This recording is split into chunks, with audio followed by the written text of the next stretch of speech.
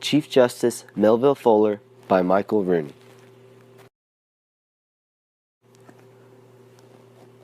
Melville Fuller, Early Life. Melville Fuller was born on February 11, 1838 in Augusta, Maine. He graduated from Bowdoin College in 1853. After college, Fuller pursued a legal career. He trained in law in Bangor, Maine, and studied at Harvard Law School. In 1855, he became a lawyer in his hometown of Augusta. Melville Fuller, career. After being a lawyer in Augusta, Fuller moved to Chicago where he focused on issues in real estate. In 1860, he served as Stephen Douglas's campaign manager in his presidential run, which he lost against Abraham Lincoln. A few years later, Fuller was elected to the Illinois House of Representatives. Melville Fuller, Chief Justice of the Supreme Court. In 1888, Fuller was appointed the Chief Justice of the Supreme Court. His two most notable cases were Plessy v. Ferguson in 1896 and Lochner v. New York in 1905. Fuller ruled in Plessy v. Ferguson that we are separate but not equal, and in Lochner v. New York that a work week in New York can be over 60 hours for the benefit of the business.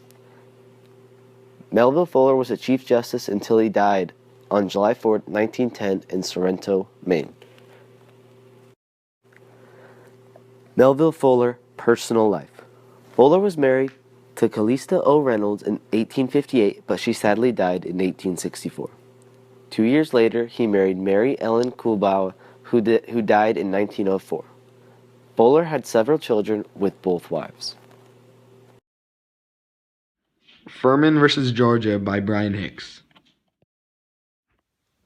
It was the night of August 11th, 1967.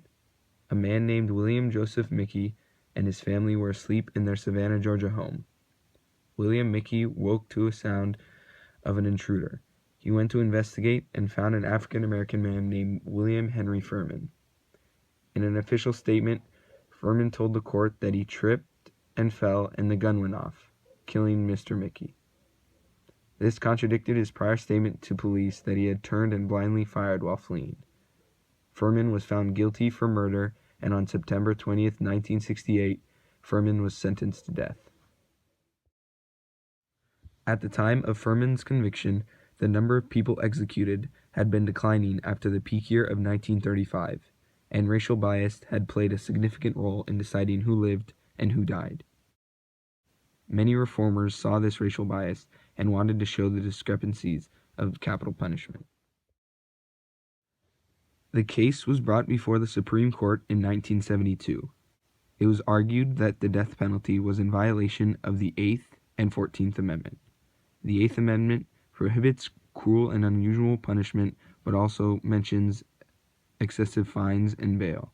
The 14th Amendment addresses citizenship rights and equal protection of laws, and was proposed in response to issues related to former slaves following the American Civil War. All the justices of the case expressed concern on the racial bias of the death penalty. The verdict was decided on June 29, 1972. The ruling of the case was that the death penalty was in itself cruel and unusual punishment, and incompatible with the evolving standards of decency of a contemporary society.